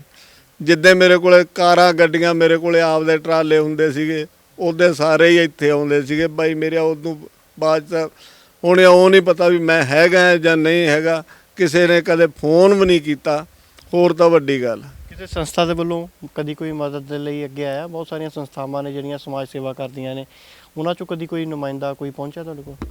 ਨਹੀਂ ਪੁੱਤ, ਉਹਨਾਂ ਦਾ ਮੈਨੂੰ ਨਾ ਤਾਂ ਮੇਰੇ ਕੋਲੇ ਫੋਨ ਨੰਬਰ ਹੈ ਕਿਸੇ ਦਾ, ਨਾ ਮੈਨੂੰ ਪਤਾ ਹੀ ਆ ਵੀ ਕਿਹੜੀ ਸੰਸਥਾ ਕੋਈ ਕੰਮ ਕਰਦੀ ਹੈ ਜਾਂ ਕੀ ਕਰਦੇ ਆ। ਨਹੀਂ ਤਾਂ ਮੈਂ ਐਵੇਂ ਤੁਹਾਨੂੰ ਕਹਿ ਦਿਆਂ ਵੀ ਮੈਂ ਉਹਨਾਂ ਨੂੰ ਕਿਹਾ ਸੀਗਾ, ਕਿਸੇ ਨੂੰ ਮੈਂ ਕਿਹਾ ਨਹੀਂ, ਕੋਈ ਆਇਆ ਨਹੀਂ। ਹਾਂ, ਮੈਂ ਤਾਂ ਸੰਤਰੀਆਂ ਨੂੰ ਫੋਨ ਕੀਤੇ ਆ, ਉਹ ਕੋਈ ਕਿਸੇ ਨੇ ਬਾਂਹ ਨਹੀਂ ਫੜੀ, ਤੇ ਸੰਸਥਾ ਦਾ ਮੈਨੂੰ ਕਿਸੇ ਦਾ ਨੰਬਰ ਨਹੀਂ ਦਿੱਤਾ ਕਿਸੇ ਨੇ। ਉੱਥੇ ਆਕਾਸ਼ਦੀਪ ਹੁਣ ਹਾਲਾਤ ਕੀ ਦੱਸਦਾ ਆਪਣੇ? ਉਹ ਸਿਰ ਦੀ ਸੱਟ ਦਾ ਕੋਈ ਦਿਮਾਗ ਤੇ ਅਸਰ ਕੋਈ ਇਦਾਂ ਦਾ ਹੋਇਆ ਜਾਂ ਕਿਵੇਂ, ਕੁਝ ਉਹਦੇ ਬਾਰੇ ਪਤਾ ਲੱਗ ਸਕਿਆ? ਉਹਦੀਆਂ ਸੱਟ ਦੀਆਂ ਮੈਡੀਕਲ ਰਿਪੋਰਟਾਂ ਵੀ ਆਈਆਂ ਹੋਣਗੀਆਂ ਕੁਝ? ਮੈਡੀਕਲ ਬਣਾ ਕੇ ਨਹੀਂ ਦਿੱਤਾ ਉਹਨੂੰ, ਮੈਡੀਕਲ ਬਣਾ ਕੇ ਨਹੀਂ ਦਿੱਤਾ। ਉਹਦੇ ਸੱਟ ਦੀ ਸਿਰ ਦੀ ਸੱਟ ਆ, ਮੈਂ ਤੁਹਾਨੂੰ ਦਿਖਾਈ ਆ ਇੱਥੇ, ਜਿਹੜਾ ਤੁਹਾਡੇ ਕੋਲੇ ਉਹ ਫੋਟੋ ਵਿਖਾਈ ਆ, ਇੰਨੀ ਵੱਡੀ ਸੱਟ ਆ ਪੁੱਤ। ਸਿਰ ਦੀ ਤਾਂ ਥੋੜੀ ਘਣੀ ਸੱਟ ਵੀ ਨਹੀਂ ਜਿਵੇਂ ਕਹਿੰਦੇ ਹੁੰਦੇ ਹੁੰਦੀ, ਤੇ ਉਹਦੇ ਤਾਂ ਇੰਨੀ ਵੱਡੀ ਸੱਟ ਆ, 17-18 ਟਾਂਕੇ ਲੱਗੇ ਆ।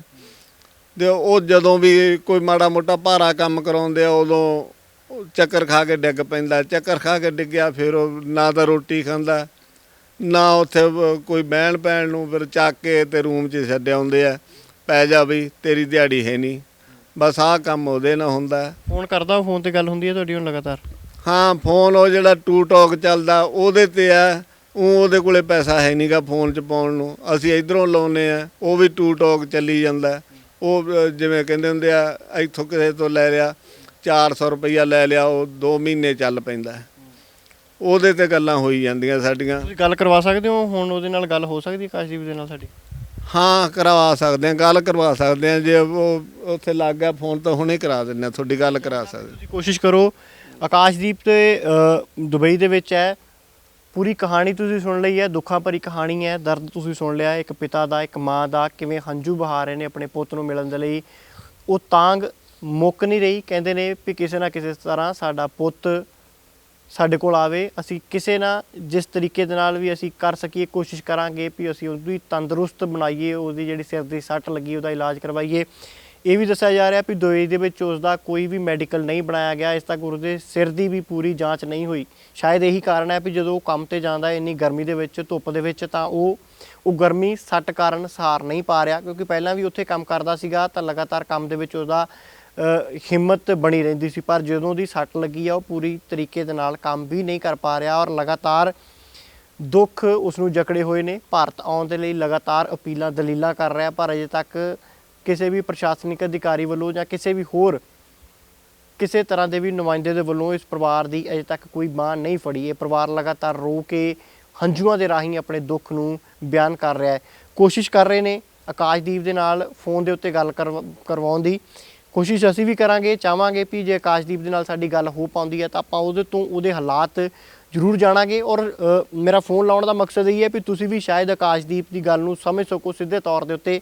ਸੋ ਕੋਸ਼ਿਸ਼ ਇਹੀ ਹੈ ਵੀ ਆਕਾਸ਼ਦੀਪ ਜੇਕਰ ਫੋਨ ਚੁੱਕਦਾ ਹੈ, ਅੱਗੇ ਫੋਨ ਉਹਦੇ ਤੱਕ ਕਾਲ ਪਹੁੰਚਦੀ ਹੈ ਤਾਂ ਕਾਲ ਲੈਂਦਾ ਹੈ ਤਾਂ ਉਹਦੇ ਨਾਲ ਆਪਾਂ ਗੱਲ ਜ਼ਰੂਰ ਕਰਾਂਗੇ।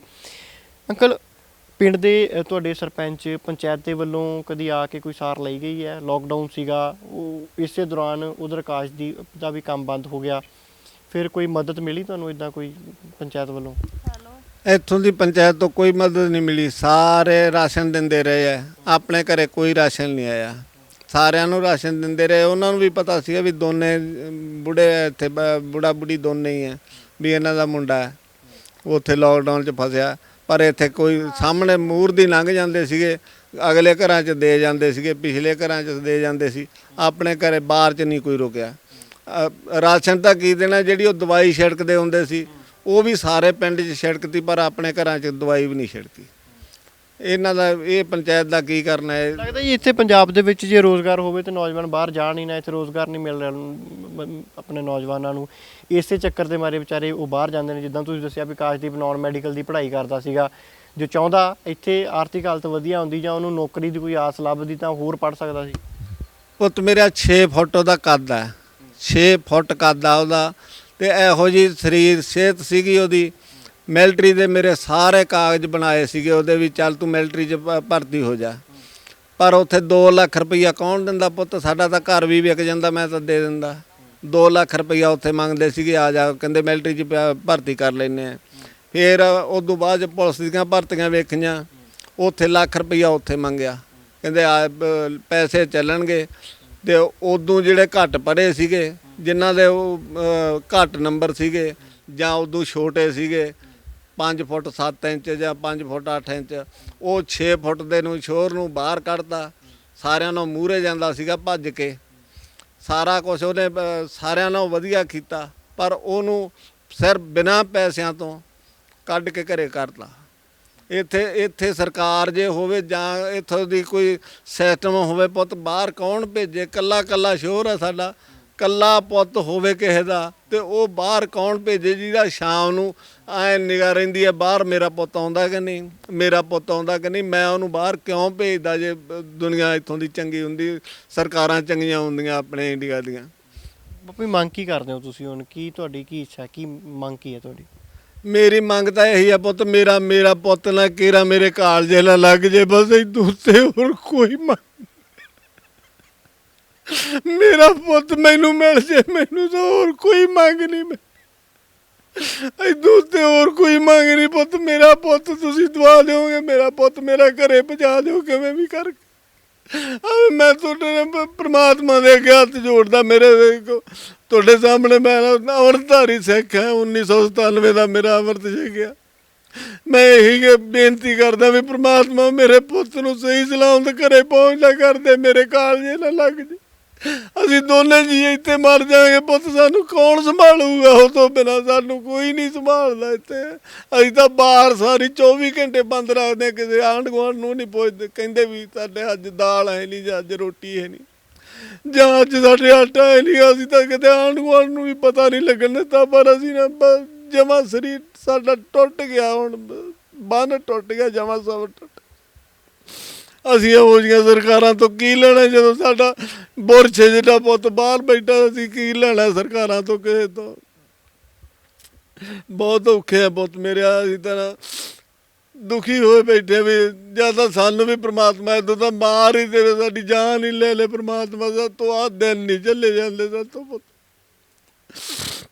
ਹਾਂ, ਗੁਰਸਿੱਖ ਪਰਿਵਾਰ ਹੈ, ਇੱਕ ਅੰਮ੍ਰਿਤਧਾਰੀ ਸਿੱਖ ਪਿਤਾ ਅੱਜ ਅਜਿਹੀ ਆਰਥਿਕ ਮੰਦਹਾਲੀ ਦੇ ਨਾਲ ਜੂਝ ਰਿਹਾ ਹੈ ਵੀ ਮੰਗਣਾ ਪੈ ਰਿਹਾ ਹੈ। ਜੋ ਆਪ ਹੱਥੀਂ ਕਿਰਤ ਕਰਦਾ ਸੀ, ਆਪਣੇ ਪਰਿਵਾਰ ਦਾ ਵਧੀਆ ਗੁਜ਼ਾਰਾ ਕਰਦਾ ਸੀ, ਬੱਚਿਆਂ ਦਾ ਚੰਗਾ ਭਵਿੱਖ ਦਾ ਸੁਪਨੇ ਦੇਖਦਾ ਸੀ, ਅੱਜ ਉਸ ਨੂੰ ਲੋਕਾਂ ਦੇ ਅੱਗੇ ਹੱਥ ਅੱਡਣੇ ਪੈ ਰਹੇ ਆ ਸਿਰਫ ਆਪਣੇ ਪੁੱਤ ਦੇ ਲਈ। ਇੱਛਾ ਕਹਿੰਦੇ ਮੇਰੀ ਇਹੀ ਹੈ ਵੀ ਮੇਰਾ ਪੁੱਤ ਸਹੀ ਸਲਾਮਤ ਉਹ ਆ ਜੇ, ਔਰ ਤਾਂ ਹੀ ਸੰਭਵ ਹੈ ਜੇ ਅਸੀਂ ਸਾਰੇ ਜਾਣੇ ਰਲ ਕੇ ਹਮਲਾ ਮਾਰਾਂਗੇ, ਕੋਸ਼ਿਸ਼ ਕਰਾਂਗੇ ਜਿਸ ਤਰੀਕੇ ਦੀ ਵੀ ਮਦਦ ਉਸ ਨੌਜਵਾਨ ਦੀ, ਇਸ ਬਜ਼ੁਰਗ ਮਾਂ-ਬਾਪ ਦੀ ਹੋ ਸਕੇ ਉਹ ਅਸੀਂ ਕਰੀਏ। ਚਾਹੇ ਉਹ ਦੁਬਈ ਦੇ ਵਿੱਚ ਉਹਦਾ ਪਾਸਪੋਰਟ ਦਿਵਾਉਣ ਦੀ ਹੀ ਜੇ ਕੋਈ ਮਦਦ ਕਰ ਸਕਦਾ ਤਾਂ ਉਹ ਵੀ ਮੈਨੂੰ ਲੱਗਦਾ ਬਹੁਤ ਵੱਡੀ ਮਦਦ ਹੋਵੇਗੀ। ਕੋਈ ਉੱਥੇ ਦੀ ਸੰਸਥਾ ਜੇ ਇਸ ਵੀਡੀਓ ਨੂੰ ਕੋਈ ਦੇਖ ਰਿਹਾ ਹੈ, ਕੋਈ ਅਜਿਹਾ ਸ਼ਖਸ ਦੁਬਈ ਦੇ ਵਿੱਚ ਬੈਠਾ ਦੇਖ ਰਿਹਾ ਜਿਸ ਨੂੰ ਕਾਨੂੰਨੀ ਦਾਅ ਪੇਚ ਦੀ ਥੋੜ੍ਹੀ ਬਹੁਤ ਜਾਣਕਾਰੀ ਹੈ, ਜਾਂ ਉਹ ਕਾਨੂੰਨੀ ਦਾਅ ਪੇਚ ਦੇ ਰਾਹੀਂ ਆਕਾਸ਼ਦੀਪ ਸਿੰਘ ਦਾ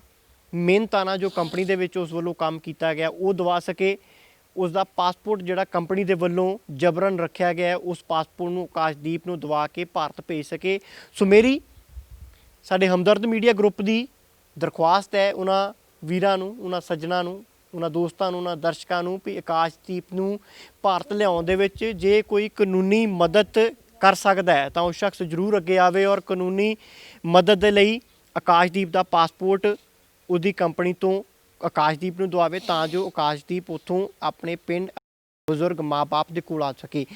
ਵੱਡੀ ਗੱਲ ਹੈ ਵੀ ਉਹ ਖੁਦ ਵੀ ਇੱਕ ਸੱਟ ਦੇ ਨਾਲ ਗੰਭੀਰ ਸੱਟ ਲੱਗੀ ਹੈ ਸਿਰ ਦੇ ਵਿੱਚ, ਉਸ ਦੇ ਨਾਲ ਜੂਝ ਰਿਹਾ, ਉਸਦਾ ਇਲਾਜ ਨਹੀਂ ਹੋ ਪਾ ਰਿਹਾ, ਕੋਈ ਦਵਾਈ ਦਾਰੂ ਨਹੀਂ ਹੋ ਪਾ ਰਹੀ, ਕੋਈ ਕੇਅਰ ਨਹੀਂ ਹੋ ਰਹੀ ਹੈ।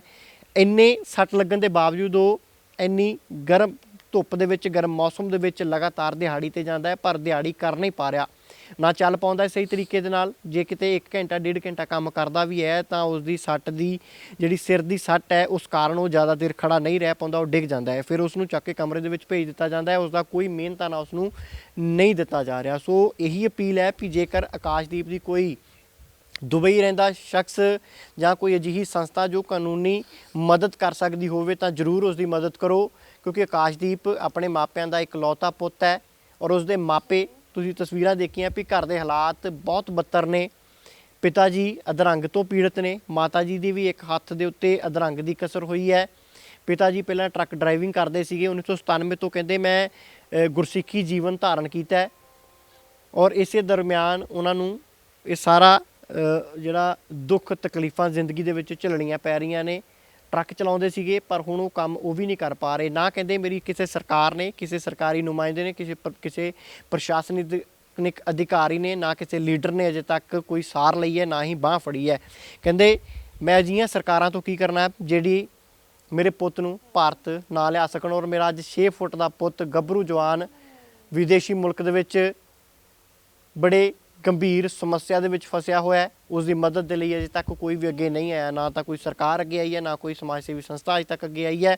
ਸੋ ਇਹ ਪਿਤਾ ਦੇ ਹੰਝੂ, ਇਸ ਪਿਤਾ ਦਾ ਦਰਦ ਬਿਆਨ ਕਰ ਰਹੇ ਨੇ, ਮਾਤਾ ਦੇ ਹੰਝੂ ਇਸ ਪੂਰੀ ਕਹਾਣੀ ਨੂੰ, ਇਸ ਪੂਰੇ ਦਰਦ ਨੂੰ, ਦੁੱਖਾਂ ਨੂੰ, ਤਕਲੀਫਾਂ ਨੂੰ ਤੁਹਾਡੇ ਸਾਹਮਣੇ ਇਸ ਲਈ ਬਿਆਨ ਕਰ ਰਹੇ ਨੇ ਤਾਂ ਕਿ ਉਹਨਾਂ ਦਾ ਪੁੱਤ ਉਹਨਾਂ ਦੇ ਕੋਲ ਪਹੁੰਚ ਸਕੇ। ਸੋ ਕੋਸ਼ਿਸ਼ ਕੀਤੀ ਆਕਾਸ਼ਦੀਪ ਦੇ ਨਾਲ ਗੱਲ ਕਰਨ ਦੀ, ਕੋਈ ਫੋਨ ਲੱਗ ਪਾ ਰਿਹਾ, ਲਗਾਤਾਰ ਕੋਸ਼ਿਸ਼ ਕਰ ਰਹੇ ਨੇ ਪਰ ਸਾਡੀ ਵੀ ਇਹੀ ਅਪੀਲ ਹੈ, ਇਹੀ ਮੰਗ ਹੈ ਆਕਾਸ਼ਦੀਪ ਦੇ ਮਾਤਾ ਜੀ ਤੋਂ। ਕੋਸ਼ਿਸ਼ ਕਰਦੇ ਹਾਂ। ਮਾਤਾ ਜੀ ਕੋਈ ਅਪੀਲ ਕਰਨਾ ਚਾਹੁੰਦੇ ਹੋ ਸੰਗਤ ਤੁਹਾਨੂੰ, ਜਿਹੜੀ ਲੋਕ ਤੁਹਾਨੂੰ ਦਰਸ਼ਕ ਦੇਖ ਰਹੇ ਨੇ? ਬੇਟੇ ਮੈਂ ਇਹ ਕਹਿੰਦੀ ਆ ਵੀ ਮੇਰਾ ਬੇਟਾ ਕਿਵੇਂ ਨਾ ਕਿਵੇਂ ਕਰਕੇ ਮੇਰੇ ਕੋਲੇ ਪਹੁੰਚਾ ਦੇ। ਮੇਰਾ ਬਸ ਇਕੱਲਾ ਪੋਤੀ ਹੈ ਜਿਹਦੇ ਸਿਰ ਤੇ ਮੈਂ ਬੈਠੀ ਆ। ਬੇਟੇ ਮੈਨੂੰ ਜਿੱਥੋਂ ਵੀ ਕਿਵੇਂ ਵੀ ਕਰਕੇ ਮੇਰੇ ਬੇਟੇ ਨੂੰ ਬੁਲਾ ਦੇਣ। ਪਤਾ 80,000 ਰੁਪਇਆ ਮੰਗਦੇ, 80,000 ਮੈਂ ਦੇਣ ਜੋਗੀ ਨਹੀਂ ਹੈ ਬੇਟੇ, ਕੁਛ ਵੀ ਨਹੀਂ। ਇਸ ਵਕਤ ਮੇਰੇ ਕੋਲ ਜਿਹੜਾ ਵੀ ਭੈਣ ਭਰਾ ਸੁਣਦਾ ਮੇਰੇ ਬੇਟੇ ਨੂੰ ਘਰੇ ਬੁਲਾ ਲੈਣ।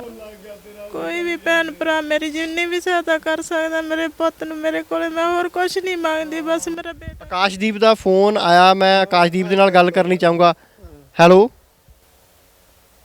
ਹੈਲੋ, ਸਤਿ ਸ਼੍ਰੀ ਅਕਾਲ। ਆਕਾਸ਼ਦੀਪ ਸੁਣ ਪਾ ਰਹੇ ਹੋ ਮੈਨੂੰ? ਤੁਸੀਂ ਮੇਰੀ ਆਵਾਜ਼ ਸੁਣ ਪਾ ਰਹੇ ਹੋ?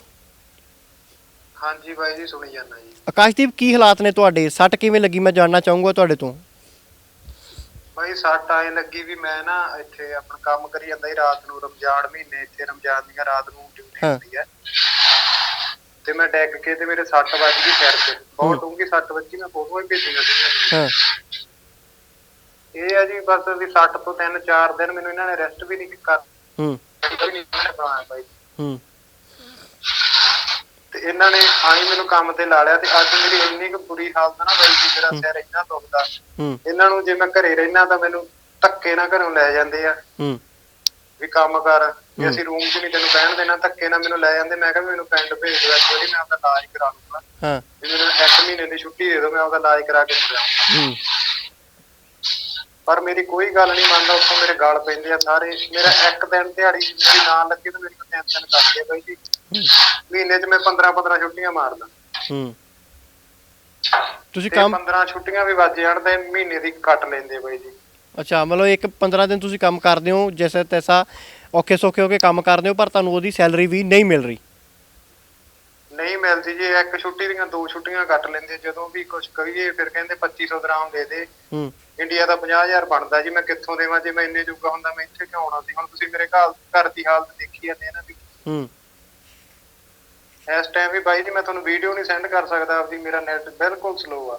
ਨਹੀਂ ਮੈਂ ਤੁਹਾਨੂੰ ਆਪਦੀ ਵੀਡੀਓ ਸੈਂਡ ਕਰਨੀ ਸੀ। ਮੇਰਾ ਹਾਲ ਸਾਰਿਆਂ ਨੂੰ ਪਤਾ ਬਾਈ ਜੀ, ਦੇਖਦੇ ਹੋਏ ਵੀ ਕੋਈ ਕਹਿੰਦਾ ਵੀ ਚਲੋ ਕੋਈ ਨਹੀਂ, ਇਹਨਾਂ ਨੂੰ ਆਪਦੇ ਕੰਮ ਦਾ ਹੀ ਮਤਲਬ ਆ, ਮੈਨੂੰ ਇੱਕ ਵਾਰੀ ਪਲੀਜ਼ ਕੱਢ ਲਓ ਇੱਥੋਂ। ਆਕਾਸ਼ਦੀਪ, ਬਹੁਤ ਸਾਰੇ ਪੰਜਾਬੀ ਵੀਰ ਸਾਡੇ ਇੱਥੇ ਦੁਬਈ ਦੇ ਵਿੱਚ ਤੁਹਾਡੇ ਨਾਲ ਵੀ ਕੰਮ ਕਰਦੇ ਹੋਣਗੇ ਜਾਂ ਹੋਰ ਵੀ, ਕਦੇ ਉਹਨਾਂ ਤੱਕ ਪਹੁੰਚ ਕੀਤੀ ਜਾਂ ਉਹਨਾਂ ਨੌਜਵਾਨ ਵੀਰਾਂ ਦੇ ਵੱਲੋਂ ਕਿਸੇ ਸਮਾਜ ਸੇਵੀ ਸੰਸਥਾ ਦੇ ਵੱਲੋਂ ਤੁਹਾਡੇ ਨਾਲ ਰਾਬਤਾ ਕਾਇਮ ਕਰਨ ਦੀ ਕੋਸ਼ਿਸ਼ ਕੀਤੀ?